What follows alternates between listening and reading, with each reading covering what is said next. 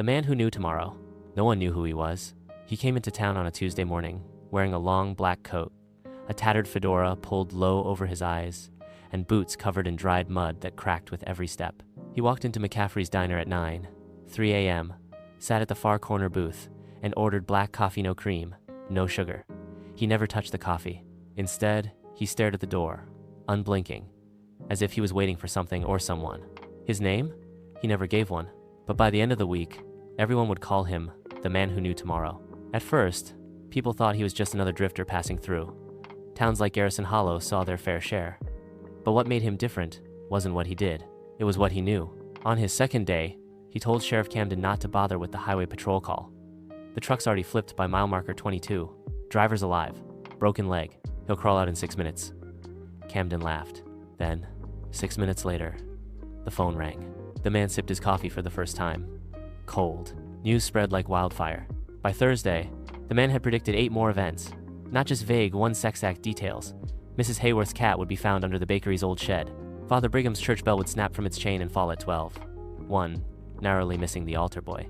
He even knew when the power would flicker at the old train depot, and it did. Exactly when he said. But he never explained how. He just watched, waited, and whispered to no one. People started coming from neighboring towns. They offered money, begged for fortunes, screamed for miracles. He never accepted a dime.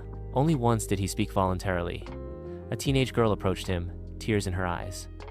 "When will I die?" she asked. He looked at her for a long moment, then said, "You won't."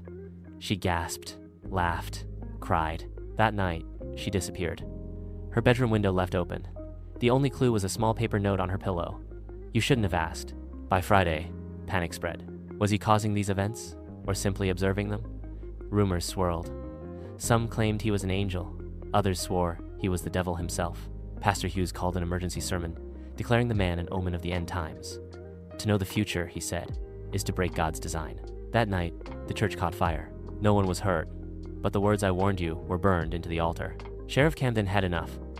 He approached the man with a team of deputies and demanded answers. The man didn't move. "You're not here to ask," he said. "You're here to accuse." Camden scoffed. "You think you know what I'm about to say?" The man slowly stood. "Yes, but your next words aren't important. Your next thought is..." Silence stretched. The sheriff's jaw twitched. "And what is it?" he asked, almost mocking. The man leaned in and whispered something only Camden could hear. The sheriff turned pale. He stumbled back, eyes wide. He dropped his badge to the floor and,